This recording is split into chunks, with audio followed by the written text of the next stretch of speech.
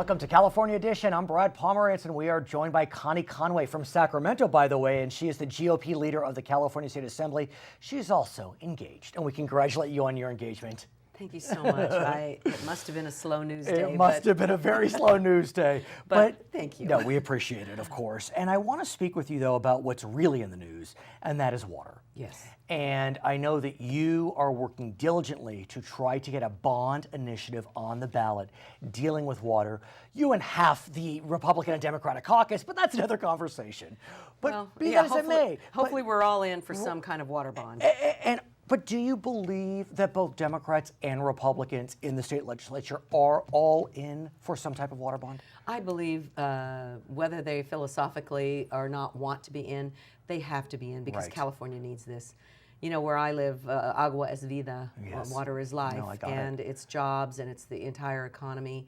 And let's talk about where you live. You live Yes, in okay. Tulare County, correct? I do live in Tulare County. Beautiful area. When you drive through there are fields on both sides, strawberries, and I mean, you can just buy right on the road there, and we really love that area. 230 different crops. we Exactly. grow. And literally, the country's sellable. Literally. It is true. It is true. And so talk to me about your neighbors. Well, so I'm actually one of those legislators that's still here from the original water bond conversation. Right. Now many of From the 2009. legislators Yeah. are not there. Right. That took 6 years. It was a bipartisan effort. I think we can do that again. I think we must do that again. Well, what's wrong with that bond, though? Well, some people think it's too big. I think that people are desperate at this point. I would vote for the bond the way it is already, but I have proposed, my caucus and I have proposed Right. another bond, scaling it back, no earmarks, takes it from about 11, I think, 0.2 billion down to about 7.9 billion. right. But with all the basic tenets of what were agreed upon in a bipartisan way to start out with. And, you know, it only makes sense to me. So let's talk about your bond, because it's fair to say that at least the plurality of the money would be spent toward storage. And that is the buzzword of the day, storage. What does storage mean? Well, storage, now some of it's underground, but above Right. ground storage. It has water quality. It has all the things that saving the delta, Yes. which we know is very important to everyone. But the storage part for us, for example, in 2012, when we had a wet year, Right. in the months of November and December, if we had been able to capture that rainfall, not let it wash out to sea, that would be enough water to supply the city of Los Angeles, the entire city of Los Angeles, with 1 year's worth of water. That's drinking, cooking, showering, you know, bathing, Everything. car washing, 1 year. Or you could look at it as the amount of water needed to fill the San Luis Reservoir.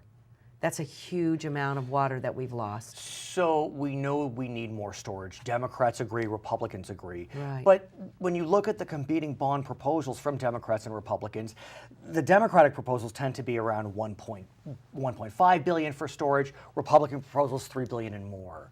It's a big difference. It is a difference. So why is that? Why is it the Republicans are looking for more money towards storage? I think it's, you know, all politics is local. Oh, yes. And so people are more ingrained in what's important to them. I would tell you that $3 billion does not build storage. And actually, we're not trying to do any new storage. We're trying to extend existing storage.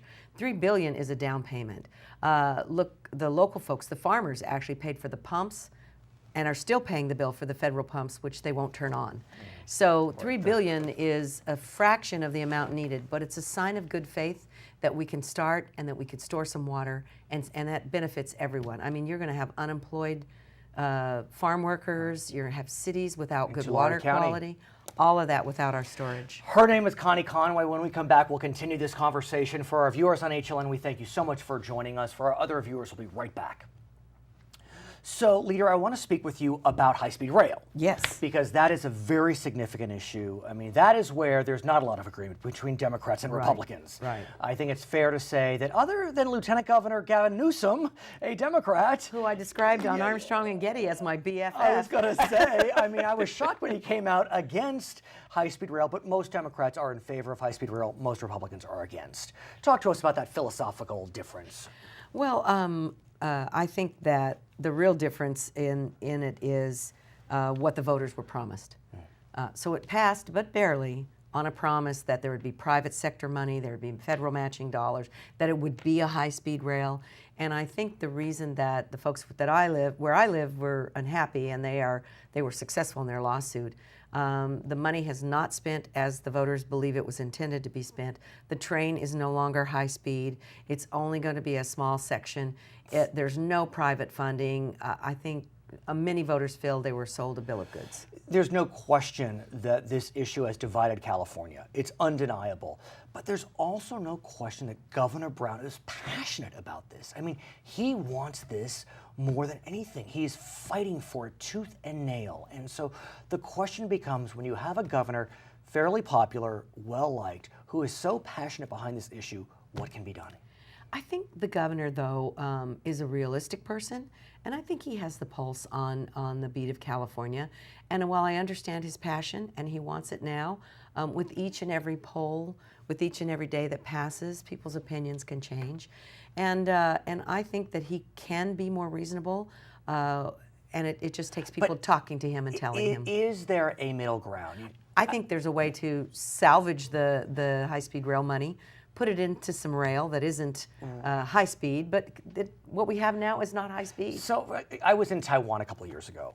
They have a high, I know, of all places, they have a high-speed rail. I was there last spring. Oh, okay. I rode it. Okay, so you saw, yeah. I liked it. Phenomenal. I liked it. Phenomenal. You think about the Eastern Corridor. The distance between Washington, D.C. and Providence is the same distance as L.A. to San Francisco. And you can go up and down that corridor with ease. With here, you got to get on a plane, you got to get on a train. You can't get on a train, actually. I mean, so. My understanding of Taiwan's rail is that it was, it's privately run, so it's not government subsidy. And it's not maglev. I mean, it's not the highest of the high speeds. Most of the countries that have these successful high-speed rails are compact in their population.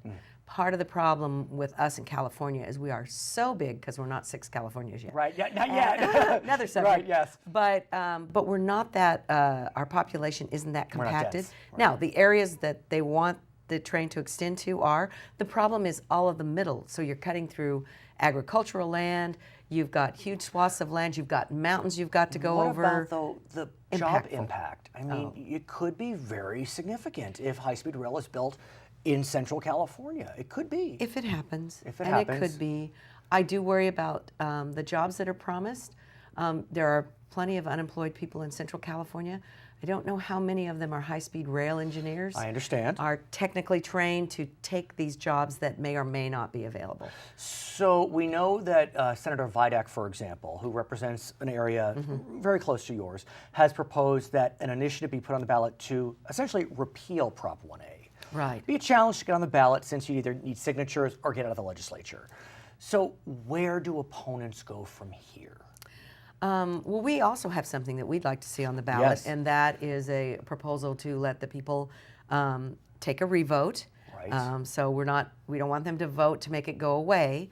We want them to vote if the bonds that they've already voted for are the best and highest use of the money right now. We believe there is a highly impactful way to use that bond money and put it into transportation, smaller rail projects, ports, roads. Government has a way of sweeping piles of money. There's transportation money that's owed back to other agencies anyway. Right. And in the spirit of Prop 42, where people said gas tax should go into the roads, well, government swept that also. Right. We want to put that back into transportation. And we believe with the shovel-ready projects that exist today, we're the people to revote and say we want it put into transportation. 108,000 jobs can happen tomorrow. Right. Ready to go. So it's still, the dollars would still be spent on transportation, but not necessarily on high-speed rail, which is, one could say a wise political maneuver if you're trying to move down that path. Well, we want, look, jobs in the economy are where it's at, and every Californian believes that. So we're ready to create jobs. Her name is Connie Conway. She is the GOP leader in the California State Assembly. My name is Brad Pomerance. We'll be right back on California Edition. If construction on California's high-speed rail began on January 1st, 2014, how much would the project need to spend per day to complete Phase 1 by 2017, as currently required by the federal government?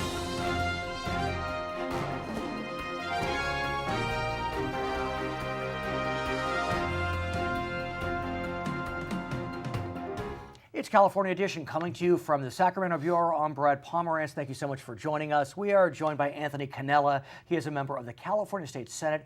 And sir, I know your district well. I go to family camp in Sanger, California, right in your great. district. Welcome. Welcome. Beautiful country, but very dry right now. Yeah. Very dry. It was dry last summer, continues to be dry.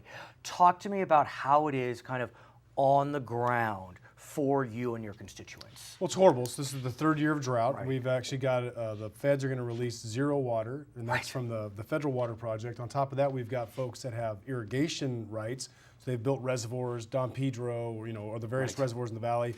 They're going to get half or a third of their allocation because the reservoirs are almost empty. In fact, once they get their water this year, they have 2 inches left for next year. So that means the reservoirs are almost empty, and in fact, they're at historic lows. Fields are being fallowed, and ultimately what this means is we won't be growing anything. In California, we feed the world. So it's Literally. I mean, you're not being hyperbolic. We literally feed at least the country. We feed the world. We literally feed the world. California is the breadbasket of the world. And what we do is us not growing is going to have a massive impact, not only to our economy, but also the worldwide food supply. So it's very scary times. So I want to get a sense from you how bad it is for the farmer. Yeah. I mean, really talk to us about your constituents, your folks who are working agriculture day in and day out. When you look down the street, what are you seeing? Empty fields. I mean, and so the last time we went through this drill in 07 or so, we had 07, 09 in that area, we had roughly 40% unemployment in the west side of Fresno County. So and those are the folks that rely on the federal water. It's going to be worse than that. I mean, it really is going to be devastating to that area. Again, if we just talk economic purposes, but also it's worse than that because it's so dry, we could literally have communities that turn on their water and no water comes out. The CEO of the Fresno County Farm Bureau said that this is a borderline catastrophe. I think it is a catastrophe, but it can even be worse because what's happening, these farmers, and I don't blame them, but they're putting wells in the groundwater because they're getting no surface water, and we're overdrafting our groundwater, which means we're taking more out than goes back in, and we're having massive subsidence. In fact, we've got a 1,200-mile square area in the Central Valley that's sinking, and when it sinks, that means the aquifer is being squeezed, which means you can never put more water back in there. So no recharge. You can't recharge past the point that it's been squeezed, right? So if it settles down through subsidence, you can't fill it back up. And in some areas, the western side of Fresno County, for example, they're digging into groundwater that has a clay layer. So once it's gone, it's gone. So, I mean, we really need to start dealing with this because we will have an ecological disaster on our hands like we've never even thought of. That's how bad it is. So what do we do? What's the answer, Well, sir? for me, I think it's, we're if we back up just a little bit, we're using a water system that was built 50 years ago by Pat Brown for a population half the size of what we have today. We have not invested at all in water infrastructure, so we have to invest in water structure and infrastructure. And I think the best thing we can do is build more reservoirs. And in fact, I've got a bond proposal that largely models the bond that was done in 09. It's reduced it down a little bit. It's gone from 11.2 roughly to 9.2. But the main part of it is, for me, the main part is surface storage. So $3 billion for storage, $1 billion for clean water. We've got communities that can't drink their water. And then we have $2.25 billion for Delta restoration because 23 million people get their drinking water through the Delta. So there are several competing bond proposals. Yours is one of them. Senator Wolk has one. Assemblyman Rendon has one. A lot of them are popping up. I really want to get a sense from you as to the distinctions between them because, like you said, there was the $11 billion one a few years ago, and now we are 4 or 5 years later, we're coming back. So when we come back, I want to continue this conversation, sir, about the water bonds. For our viewers on HLN, I want to thank you so much for joining us. For our other viewers, we'll be right back with Senator Anthony Cannella. So, sir, let's continue our conversation and talk about the differing bonds. There's no question that when you look at the comparisons, both Anthony Rendon's and Senator Wolk's, not as much money dedicated to storage. Right. What exactly is storage? Because that's where the demarcation is created. So storage is a lot of different things, but for the purpose of the bond, storage is surface storage. So it's new dams and reservoirs. Okay? Which, for some, fighting words. It's a jihad for sure. There's some people that hate dams, and I get that. But look, we've got climate change, which means less snowpack, more runoff, so we're going to have more flooding. So it's wise to have more storage to catch that. So the difference between the three bonds regarding storage is the Wolk bill has $1 billion for storage, Right. but it's not a continuous allocation, which means the legislature any year can stop. They can say, look, we're going to use it for something else. The Rennan bill is $1.5 billion for storage, but it's also not a continuous appropriation, which means the legislature Right. can, at its whim, my bond is $3 billion with a continuous appropriation, which means once it's done, and that will help us build these reservoirs faster. So, for argument's sake, let's say we move forward with storage. That may be a strong long-term solution because we do need to store water in the long term. But what about today? You know what? Today it's hard because we don't have water. Right. It needs to rain in order to deal with it today. Right. So there are some things we can do, and I think it comes down to conservation, honestly. We all need to reduce the amount of water. That's really the only short-term thing we have Right. as it starts raining. But we can learn from this. You know, we really should not waste one drop of water. There's things we can do with our wastewater treatment plants. Very few of those have tertiary treatment. Okay, which That's means? the secondary treatment, which means it's almost okay to drink. So if we treated every bit of water that we had that comes out of our sewer Right. system, that water could be used for irrigation purposes. And there's millions of gallons, tens of millions of gallons every day that are wasted because we can't use it. So you speak about our fields, our agriculture, and of course, like you said, we are the bread bowl, the salad bowl for the country and the world, but we are also, the agriculture industry, one of the biggest users of water in the state. 80% of the water is used by ag. And so while you and I as people can do something, we can take fewer showers or shorter showers, not water our lawns as much, ag really needs to be part of the solution. Well, I would argue that they have been. I mean, they've And I'm not saying they're not. They've gone from flood irrigation to drip irrigation to Right. sprinkled systems. I mean, they have done so much to conserve water, but you still need water to grow crops, course. right? So again, you know, people talk about national security relating to oil. Well, if we can't grow our own food, think about how vulnerable we would be to other people that want to hurt us. And so, yes, they use a lot of water, but you know, it grows food that we eat. Right, but at this stage what we see, and this is of course happening in Washington, but some of the Republican caucus in Washington, in fact the entire caucus representing California, the Republicans have proposed a bill that some would say is favoring agriculture to the detriment of species. What's your sense? Well, I think, look, we need to have a balance. I mean, I think it's important for us to protect species. I mean, I love the environment. Right. I'm an outdoorsman. But at some point, I think we have to be thoughtful, right? So Senator Boxer and Senator Feinstein certainly have environmental credentials. Their bill that they've introduced in the U.S. Senate would give the ability for the federal government to relax the Endangered Species Act That is with true. the Delta smelt in flood, in drought conditions. And so species are very important, but when we've got people who can't drink water, we've got upwards of 50% unemployment. At some point, I think we've got to put the benefit of the human being in front of the line. So let's talk about that, because we do see this kind of catchphrase that we're putting fish over families.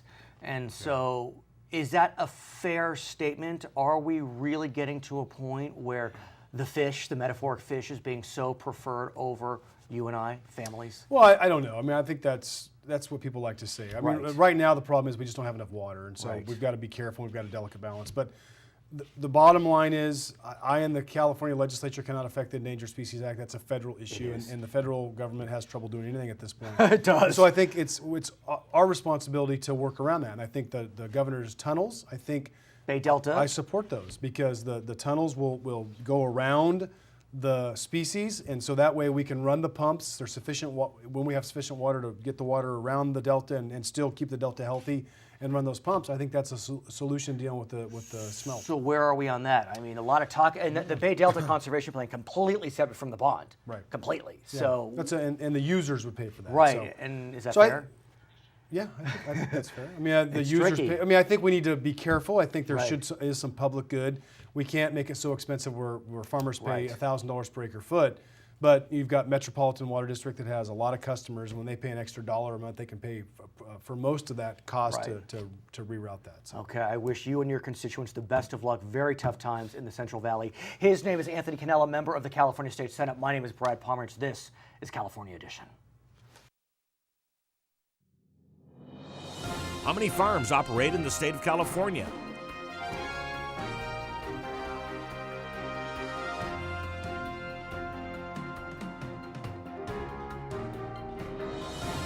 More than 80,000 farms are currently operating in the state of California.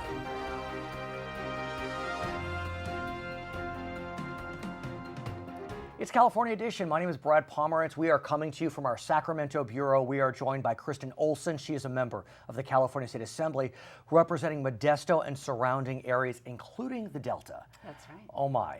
I have to talk to you about the drought and the challenges facing the entire state, including your beautiful community. And then you have the Delta in the background, which is confusing as well. So talk to me about it. Yeah, I have an interesting district for water issues, Yes. but just like every other part of the state, there is no more important issue this year Wow. than dealing with this drought situation. It's truly dire. About a week ago, my husband and I were taking the kids up for a snow day. You know, we had heard it finally rained, it snowed, and so we drove up into the foothills into my old district. Right. Got all the way to the Sonora Pass. We're talking like 7,000 feet. No snow. It's that devastating. And what we're finding is what historically we've thought was a Southern California problem, Right. getting water, reliable water to Southern California, is an everywhere California problem right now. People in the foothills where water and snow originates don't have snow. They're having water rationing. People in the North State in Mendocino don't have water. And it's really a major challenge that we have to deal with. I was talking to a farmer Please, out of yes, Los Banos. yes. I want to hear about the farmers. A couple nights ago, and he has to fallow 60% of his land. And that affects not only his livelihood, but all of his workers, and ultimately our food supply, because to be able to continue to be the breadbasket that feeds the world demands water. In 2009, there was a drought. In the San Joaquin Valley, which is right where you are, 10,000 jobs lost. Over 270,000 acres fallowed, over $340 million in lost revenue. I mean, that's just the San Joaquin Valley. That's right, a small portion of the whole state. So it is devastating, and we have to do everything we can to help people now, but also to make sure that we're avoiding this in the future. And let's talk about that, because that is the challenge. What do we do now? What do we do in the future? As you know, I think every member has a bond measure before the state legislature on water issues.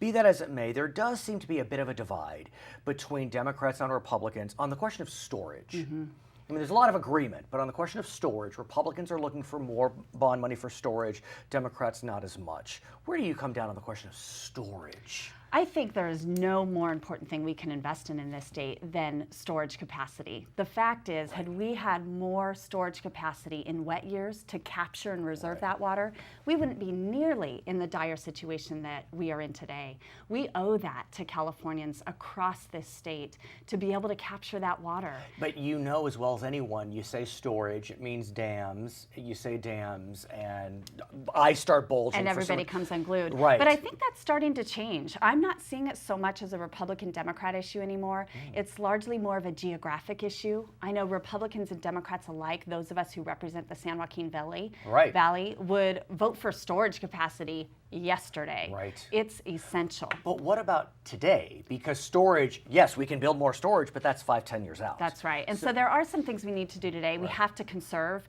Every family has to conserve. I'm in the process of trying to teach my 6-year-old how to take a shower instead of a bath. I mean, we're talking those basic fundamentals that we have to figure out a way how to save every ounce of water we can right now to provide for the families who don't have it. So as we march through this year, what do you see happening in the legislature? Well, right now we have had 7 water bonds that are competing with each other for attention. And I think it's time for us to move past introducing bonds and to start talking about them. Let's pick one. Let's figure out how we bring them together, how we can make sure we're restoring the Delta, because we have to fix the Delta if we're going to have quality water for the whole state. When we come back, I want to speak with you about a completely different topic, computer education. For our viewers on HLN, we thank Kristin Olsen for joining us. For our other viewers, we'll be right back on California Edition. So, Assemblywoman, I want to talk to you about education. We both have kids that are heading toward high school a few years out, and there is no doubt that they know much more about computers than we do. But be that as it may, we want them to know even more. I was stunned to learn, and you taught this to me, Assemblyman Hagman taught this to me, that computer education right now doesn't qualify as part of your, is it A through G requirements for UCCSU? Correct. Explain that if you may. Yeah, so right now, computer science courses really there's no incentive for our K-12 schools to be able to provide them because they don't count for admission to CSU-UC, and so there's really no incentive for students to take them. It is kind of shocking. Here we are in 2013. Yeah, 14 now. 14 now, Exactly yeah. right. I think some of it will happen on the default because with the implementation of Common Core, much of that is moving to computerized testing. That's so true. some of that will naturally be integrated into classrooms more. But the fact is, in California, much of our economy is based on the high-tech sector, and nearly every job these days, from the lowest skilled to the highest skilled, requires some level of computer training. Right. And so our goal is to be able to provide an incentive for more high schools and even elementary schools to provide education to students in the computer science fields. And you have proposed a bill with a Democrat. Yes. So it's good to see bipartisanship, if I may say, Joan Buchanan. And it focuses upon school districts being allowed to expand computer science courses in high school. Be specific. That's right. So Assemblymember Joan Buchanan and I lead the Assembly Education Oh, Committee. We perfect. both love education policy. We have kids who've moved through the system.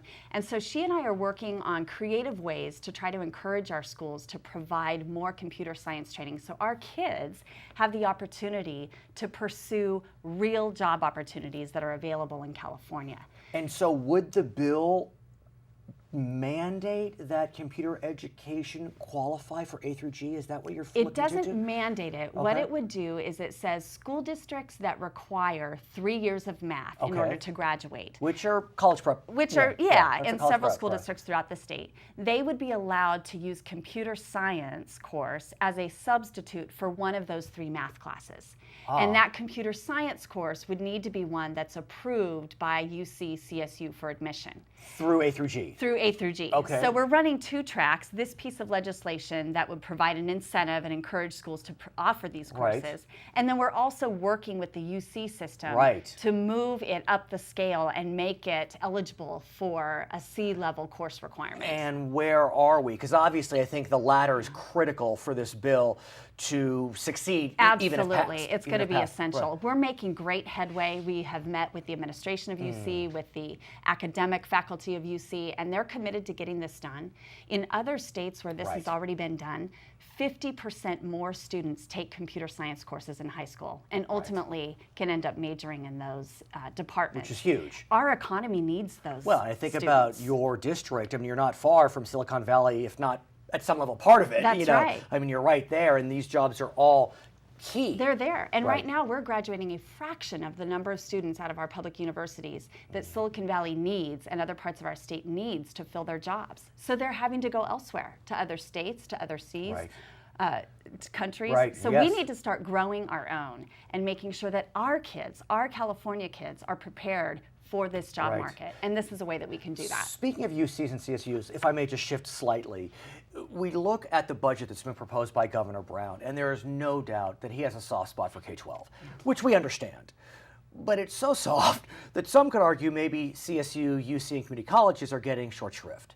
What's your sense on that? We need to find balance. I'm a significant proponent Right. and champion for higher education as well as our K-12 Right. levels. I used to work in the CSU system. What'd you do? I didn't know that. I ran the Division of Communications, Marketing, Public Affairs for CSU Stanislaus. fantastic. I did. Fantastic. Okay. And so it's so important that we're investing not only in our K-12 Right. system, as critical as that is, but also in our public universities, because that's how we're going to grow our economy in Right. California over time. In the final analysis. And so I'm hoping in these better budget years we can reinvest in these universities, make sure that all our kids have access Right. to a top quality higher education. And on the flip side, your Democratic colleagues are proposing a TK year, transitional are. kindergarten. Governor Brown's not so sure. It's another mandate. It's another program. Right. I Any think thoughts? there's a lot of merits to early education Right. programs, but the point is it doesn't make any sense at all to start a brand new program when we haven't reinvested in the programs we cut. One could argue. You know, we're putting the cart before the horse. Right. So let's take a step back. Let's make sure we have quality public universities, quality K-12 schools, and then we can take a look at creative ways to pursue early education opportunities.